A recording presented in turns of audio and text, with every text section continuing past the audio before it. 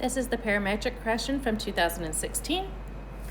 And again, they gave us a position at a certain time, so we know at time equals 0, we're equal to that. They gave us the velocity in the x direction, but something different this time, they gave me the position vector for y. So this isn't the straight parametric that we've done several times before. So part A, find the position at the particle at time equals 3. Okay, so the y position is right here.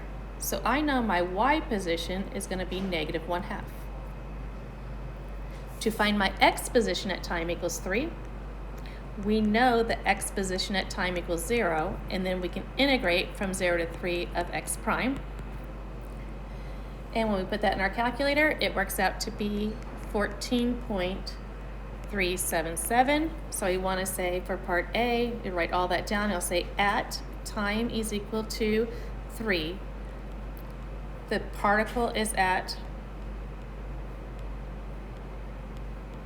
14.377 and -1/2.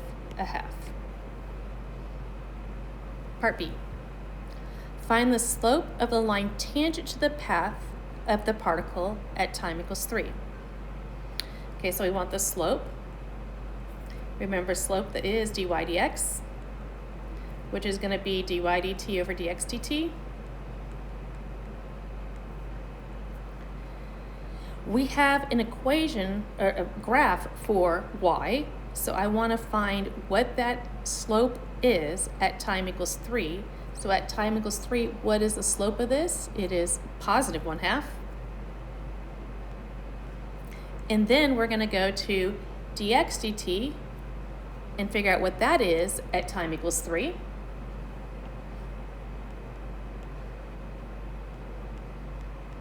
And we know that works out to be 0.05. Part C, find the speed of the particle at time equals 3. So remember, speed is equal to the magnitude of velocity, and we want that at time equals 3.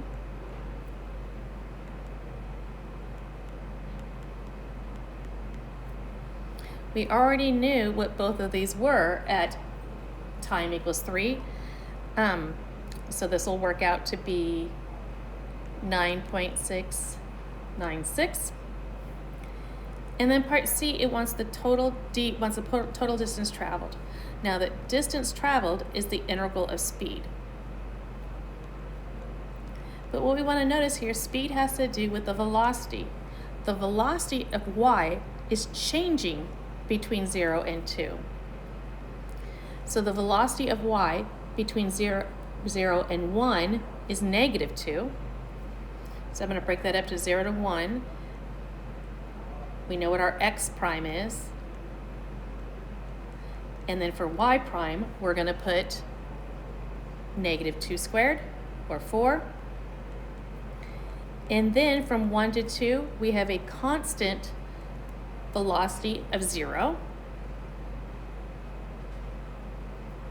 The slope is 0. So then we're going to have the square root of x prime squared plus 0 squared dt. And we'll put that in our calculator, and it works out to be 4.350. So the scoring of this, first one, you get 1 point for the interval, 1 point for using the initial condition, 1 point for the answer. B, you get 1 point for the answer.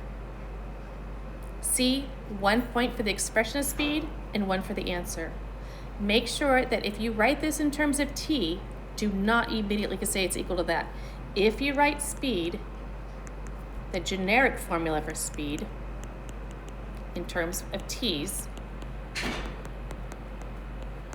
then you want to say speed at time equals 3 is equal to that.